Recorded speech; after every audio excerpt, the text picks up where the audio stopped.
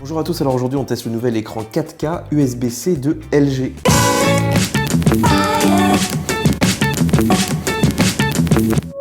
Alors pourquoi je vous parle de cet écran? Tout simplement parce qu'il a été mis au point avec l'aide d'Apple, il est d'ailleurs disponible uniquement sur l'Apple Store.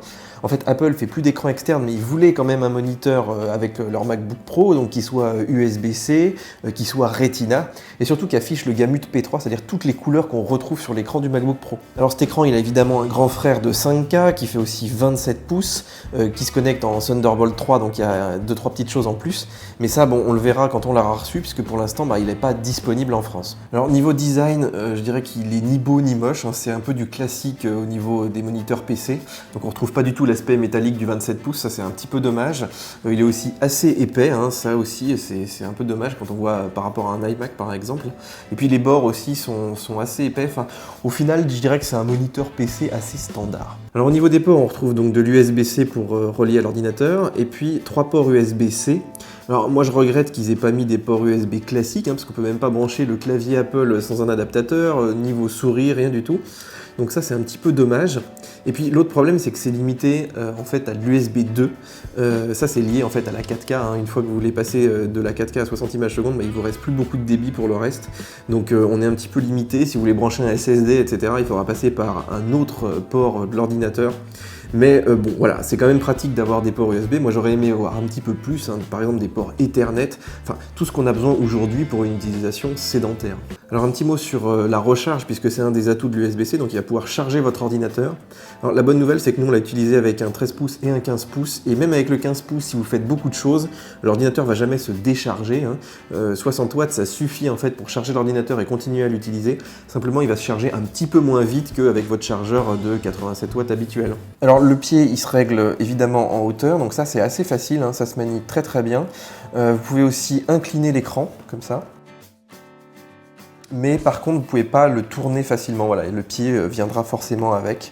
Et le pied qui est d'ailleurs assez profond, je ne sais pas si on le voit bien ici, mais l'espace ici est assez énorme. Du coup, si vous voulez mettre votre clavier par exemple plus près, il faudra forcément le mettre dessus, ce qui est quand même pas très pratique. Alors un petit détail, c'est la rallonge électrique qui n'est pas très grande, elle doit faire à peu près 1 mètre, donc si vous avez une prise électrique qui est éloignée, il faudra forcément le brancher sur une rallonge. Alors la dalle elle fait 21 pouces et demi, je dirais que sur un écran 4K c'est pas beaucoup, effectivement ça fait un petit écran par rapport au nombre de points, et surtout vous pouvez pousser la résolution assez élevée, donc l'écran lui fait de la 4K, en fait de la 4K supérieure à de l'UHD, donc c'est même supérieur à de la 4K cinéma, donc ça c'est plutôt pas mal, mais c'est vrai que dès que vous montez en résolution, le texte devient petit, et bon voilà, si vous n'avez pas des bons yeux, vous risquez de mettre des lunettes assez vite. Alors moi cet écran je le trouve vraiment magnifique, on retrouve le spectre de couleurs en fait du MacBook Pro Retina, le fameux gamut P3, et c'est très très vif, il y a beaucoup de dynamique, c'est vraiment superbe, surtout ici quand vous avez des fonds d'écran qui en profitent bien. Faut savoir aussi qu'il est très très lumineux, alors ça c'est même presque trop, moi j'ai tendance à le baisser un petit peu avec les touches du clavier, puisqu'on peut donc le régler, il est pris en charge nativement par Apple, il y a même un profil d'étalonnage particulier au LG. Alors il y a un petit détail qui est amusant, c'est que si vous baissez avec le clavier comme ça, si vous appuyez très très vite, lui il va mettre du temps, ça lag un petit peu, je pense que c'est lié aux technologies à l'intérieur, mais bon c'est quand même assez agréable d'avoir cet écran qui correspond vraiment, je dirais, quasiment à un écran Apple. Alors ce qui est un petit peu dommage, c'est qu'il n'y a pas de caméra, mais il y a un petit point ici, mais c'est rien du tout, en fait c'est même pas un micro, donc ça on peut pas faire du FaceTime avec cet écran, mais il y a des haut-parleurs, alors il y a des haut-parleurs intégrés qui sont vraiment de qualité très moyenne, c'est vraiment pour du dépannage, c'est même moins bon que ceux du MacBook Pro, mais voilà, bon, ils ont le mérite d'exister, mais moi j'aurais quand même aimé qu'ils mettent une petite caméra. Alors le bilan, on pourrait dire un peu c'est moche, mais c'est pratique, parce que c'est vrai qu'au niveau design c'est quand même pas génial, mais par contre voilà, au niveau technique c'est quand même correct, il y a l'USB, il recharge votre ordinateur, il y a cette fameuse dalle qui est magnifique, qui est 4K, Retina, tout ça, mais moi je regrette quand même qu'ils aient pas mis de webcam, qu'ils aient pas mis de port USB classique, donc il va falloir mettre des adaptateurs, pas de port Ethernet non plus, mais bon voilà, je dirais que pour le budget l'essentiel y est. Voilà, alors cet écran il est disponible uniquement chez Apple, donc je vous ai mis le lien sous la vidéo. Il faut savoir qu'Apple le brade, donc 560 € au lieu de plus de 700, ce qui est vraiment une affaire par rapport à tout ce qu'il y a dedans, à la qualité de la dalle, à l'USB-C, etc.